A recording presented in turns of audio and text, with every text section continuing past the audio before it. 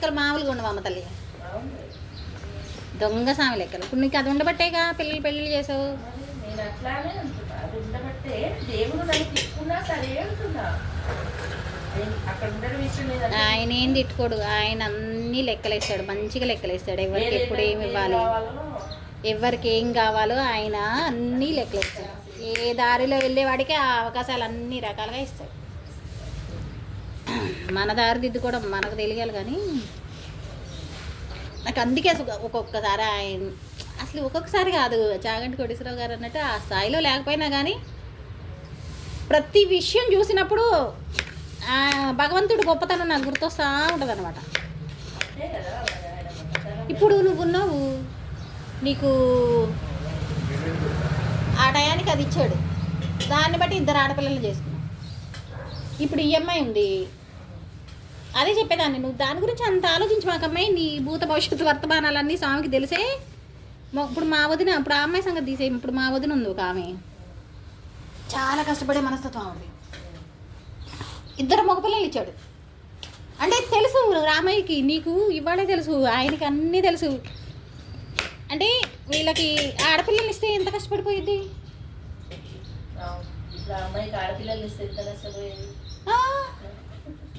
అదే కదా నేను అనేది, మన లెక్కలు కాదమ్మా, అసలు అనుక్షణం ఆయన గుర్తు రావాలి. అసలు అది కాదు. ఇప్పుడు నాకు అవసరం నేను ఇచ్చాడు, నీకు అవసరం మొన్న ఇచ్చాడా, అట్లా దానికి అవసరం ఆ టైంలో వచ్చింది, 2 రోజులు ఉండగలిగింది మనశాంతిగా, ఏదో పని చేసుకుంది, దానికి కొంచెం క్లారిటీ వచ్చింది. ఎక్కడికి వెళ్ళా మనం పీకేదేం లేదు, అక్కడికి మన దగ్గర మనం పని చేసుకోవాలని. ఎక్కడ పార్వతమ్మవరా కొంచెమే ఉంది, సరేరా.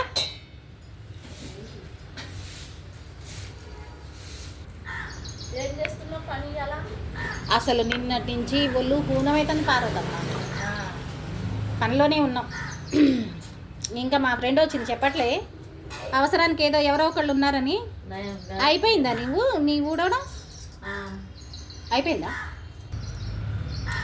అడ ఇస్తారాకుండా తీసుకోపోయినా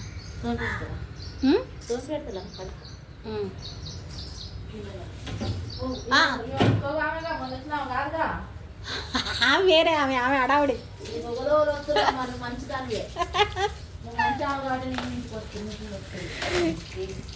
మంచితనం లేదు, గడి గుడ్డు లేదులే, భగవంతుడు అనుగ్రహం. అక్కడ లాస్ట్ దాంట్లో అన్న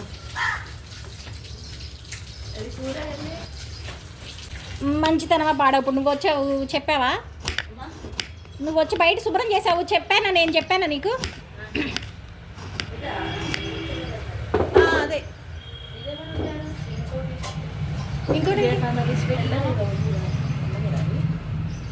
లేదు, నేను ఎందుకు తెరుతాను,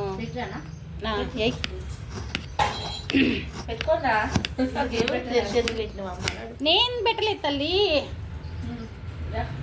ఎయ్యి కూర మటనే, స్కూల్ ఇక్కడ ఉండే చూడు, దీంట్లో ఉండే చెప్పి మరీ వెళ్తుంది పార్వతమ్మ. ఒక్క ముద్దున్నాయి, అందుకే నేను పిలిచినా పిలవపోయినా నిన్ను అంటదని కట్టి పెడతా నేను. లేకపోతే అది సరిపోయిద్దో సరిపోదో సరిపోకుండా పెట్టడం ఇంట్లో. వీటి వేసుకున్నావా? కొంచెం వేసుకున్నా.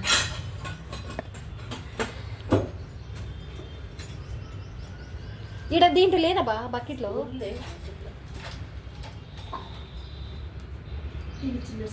వేసే ఏదో ఒకటి.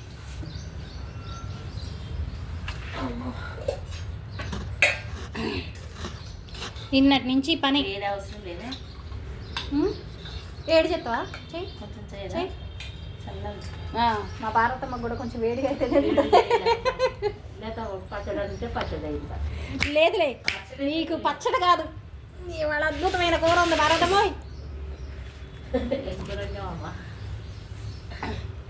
నేను వండటంగా పాడా, నేను తిననుగా. ఎమ్మ మటన్ నిన్న కొంచెం పచ్చడి పెడదామని తీసుకొచ్చింది, తనే చేసింది. నేను తింటలేదుగా, నేను అసలు అన్నమే తింటలేదుగా. అన్నం తినకపోతే నీకు నీరసం వస్తుంది. నిన్న మాట కూడా రాలేదు. మరి ఎవరు మరి ఇవాళ కొంచెం మాట ఉంది కదా, నిన్న అసలు మాటలేదు. రాత్రి ఏం తినలేదు. ఆ? నిన్న రాత్రి ఏం తినలేదు. మొన్న నైటా? అయినా చాలా లేట్ తిన్నావు కదా నేను మధ్యాహ్నం తిన్నావా? ఏం తిన్నాను? పపాయగా తింది. అదే పపాయ తిన్నా, అది 3 కూడా 3 తిన్నా. 3 సపోటాలు తిన్నా. నిన్న తిన్న పపాయ, రాత్రి తిన్న 2 పురుగులు ఎనర్జీ అనమాట. ఇప్పుడు ఇది అన్నం మానేశాను. అదేంది కొత్త సంవత్సరంలో అన్నం తింటాం మానేశాను నేను. సరే, సరే. మీరు కూడా మానేయండి, ఎవరు చెప్పరు. అన్నంకు మించిన రోగం లేదు తెలుసా. ఇంకో 10 ఏళ్ళు పోతే అందరూ చదువుతారు, కానీ నేను 10 ఏళ్ళు ముందే ఉంటాను అందరికన్నా. అవసరం లేదు, నేను తినేసి వస్తాం. తినకుండా పడిపెట్టు. తినేసి వస్తారా? మీరు తినేసి వస్తారా? మానేయండి అమ్మాయి, మీకు ఎవరు చెప్పరు. ఇంకో పెద్ద పెద్ద డాక్టర్లు ఉన్నారు, పెద్ద పెద్ద డాక్టర్లు అది తినగా ఏందన్న? తినరు తెలుసా మీకు ఆ విషయం. ఇంటర్వ్యూలు చూడండి మీరు. అలా నిజమమ్మాయి, అసలు ఇక మీకే నేనేం చెప్పలేను. నీకు ఒకటి తెలుసా, దానికంటే ముందు మన అమ్మ నాన్న ఉప్పు కారం లేకుండా అన్నం తిన్నారా? అప్పుడు తిన్న అన్నాలు వేరు, ఇప్పుడు తిన్న అన్నాలు వేరు. నువ్వు చెత్త చెదారం పెట్టకు. ఇప్పుడు మా ఊరికి నేను యూరియా వేసి మల్టీవిటమిన్ టాబ్లెట్ ఇప్పుడు నువ్వు వేసుకుంటే నీకు ఎంత నీరసం అవుతుంది? మరుసటి రోజు పనికొస్తున్నావా? అప్పటికప్పుడు ఊపు ఉంటుంది అంతే, ఆ తర్వాత ఎందుకు పనికిరాదు. అమ్మాయి ఎవరు చెప్పరమ్మాయి, అన్నం మాత్రం తినమాకండి.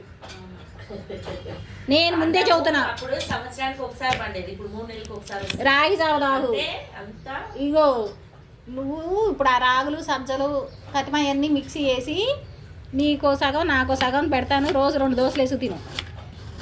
అన్నం వండుకో మాకు నువ్వు. నిజం పార్వతమ్మ, ఎవరు చెప్పరు పార్వతమ్మ. మనకేం పని, మనకెందుకు, మనకేం అవసరం అంటారు. నాకు అన్నీ అవసరమే. మరి నువ్వెందుకు చదువుతున్నావంటే అన్నం అల్లమా పచ్చడి, అల్ల పచ్చడి పెట్టాలి నా చింతలు. పెద్దవాళ్ళు అందరూ కోట్లు ఉన్నవాళ్ళు ఎవడు అన్నం ఇంట్లో. ముందు వాడు పోయి బిర్యానీ తినొస్తలేదా? పెద్ద పెద్ద డాక్టర్లు ఎవరు అన్నాలు తింటలేదు.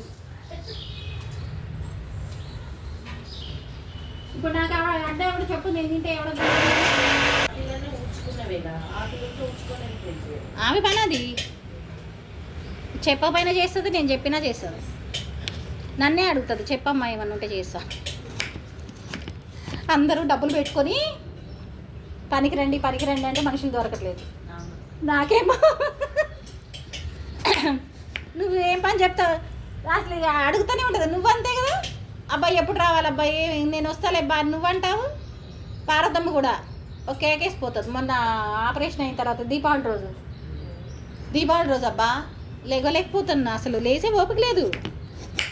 అట్లనే కూర్చున్నా, లేచి ఓపిక లేక అట్లనే కూర్చున్నా. లేచి సోఫాలో పార్వతమ్మ వచ్చి మందలిచ్చింది అనమాట. ఏ పాప? ఇదిగో ఈమె. మా పార్వతమ్మ. ఏ పార్వతమ్మ అనుకున్నావు? ఆ పాప. ఆ పార్వతమ్మ కూడా అంతేనబ్బా, గుర్తొచ్చినప్పుడల్లా ఫోన్ చేస్తుంది, ఏమ్మా బాగున్నావా అని. అవును. నేను మాట్లాడట్లేదని ఇప్పుడు మాట్లాడమ్మా, మాట్లాడతాం. నా దగ్గర ఏముంది? ఫోన్ చేస్తుంది, ఏమైంది మర్చిపోయావా అని. ఆమె వయసు అసలు అందరూ ఫ్రెండ్సేనమ్మా నాకు. నరసింహరాజు పాదం. బాగా కనిపించింది. ముసలాయన అలాగ అయిపోయింది. ఆయన ఇంకేముంది, ఆవిడ చాకిరి నిజంగా అవునా? ఎంత చాకిరి చేస్తుంది అనుకున్నా. రొట్టెలు చేస్తే ఇంత ఎడల్పుని చేస్తుంది పార్వతమ్మ. ఉమ్. 2 నిమిషాల్లో చేస్తుంది. మొన్న వచ్చినావా? ఆహా, ఆమె వేరే ఆమె. ఆమె ముస్లామా? ఎట్లా చేస్తుంది అనుకున్నావు? రొట్టెలు 2 నిమిషాల్లో చేస్తుంది తెలుసా. నాకు ఇష్టమని చేస్తుంది. రొట్టె చేయనా, సగం రొట్టె ఉంది తింటావా అంటుంది. అంటే ఏదో ఒకటి తినేలా. మరి మొన్న దేనికి వచ్చాను కదా నేను, సగం రొట్టె ఉంది తిను అంటది. ఎంతో కొంత కొంచెం తినేళ్తే చాలన్న భావన ఉంటుంది. ఇప్పుడు కాలనీకి ఎప్పుడు వచ్చినావు?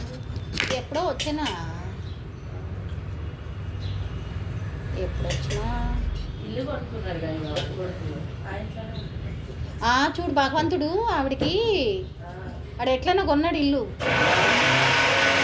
కొన్నాడు కాబట్టి అంటే ఇప్పుడు ఏదో ఒక రూపంలో భగవంతుడు కాపాడతాడని ఆ టయానికి కరెక్ట్గా వాడు ఇల్లు కొనకపోతే ఏమైపోయేటోళ్ళు వాళ్ళు?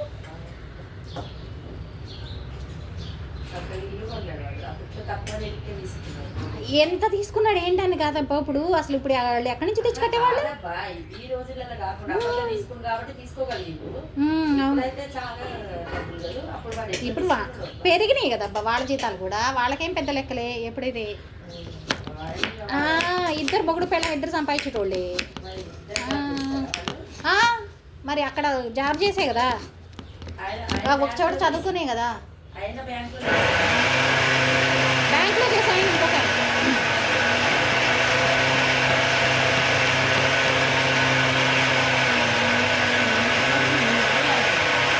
ఉన్నట్టుందా? కారం తగ్గింది. నిండిందా కడుపు? మంచిలు ఇవ్వమ్మా, కాస్త మంచిలు. అన్నం ఇంకా నువ్వెందుకు తిన్నావు? రోజు తిన్నావు కదా. అన్నం తినరాను. మీరందరూ అదృష్టవంతులు, అన్నం తింటున్నారు. మరేం చేయం?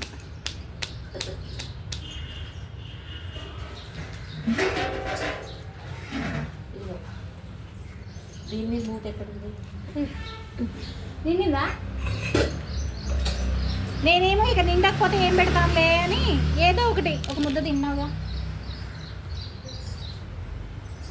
చాలమ్మా. పాలు టీ ఉన్నాయా? టీ తాగుతావా భారతమ్మా? అవి కడిగినాక పెడుతున్నాను. అవి కడిగేస్తాను. సరే సరే సరే.